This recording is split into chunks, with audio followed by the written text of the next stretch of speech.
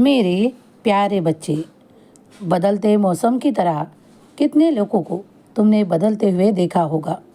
कई बार जब तुम कोई ऐसी बात सोचते हो जिसके कारण किसी का भला हो, तो उससे ईश्वर भी तुम्हारा और भी भला करते हैं। इसीलिए अपने आशीर्वादों को बढ़ाने के लिए अच्छे कर्मों को हमेशा किया करो।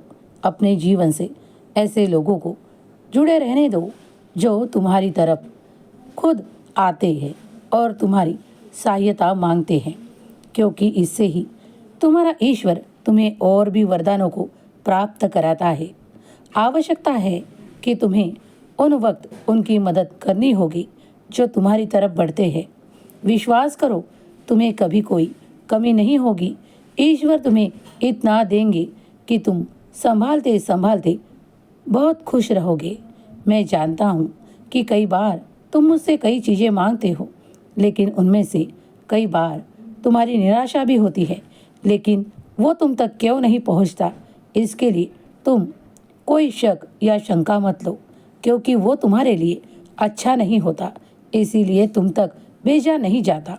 तुम्हारी कोई ऐसी इच्छाएं पूरी नहीं की जाती जिसके कारण तुम्हारे जीवन में कुछ ऐसे बदलाव हो जिसके कारण तुम्हें आगे जाकर कुछ कष्टों का सामना करना पड़े।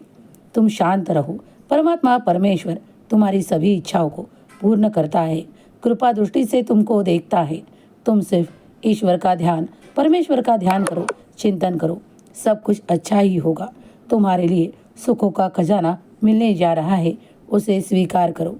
आगे बढ़ते चलो, आगे अच्छे कर्मों को हासिल करो, क्योंकि वही तुम्हारा जीवन बदल सकते हैं। जीवन में कुछ अच्छे कर्मों को शामिल कर लो, क्योंकि वही तुम्हें और भी आगे बढ़ाएंगे। हमेशा खुश रहो और कामयाब बनने के लिए प्रयासों को जारी रखो। सब कुछ अच्छा ही होगा।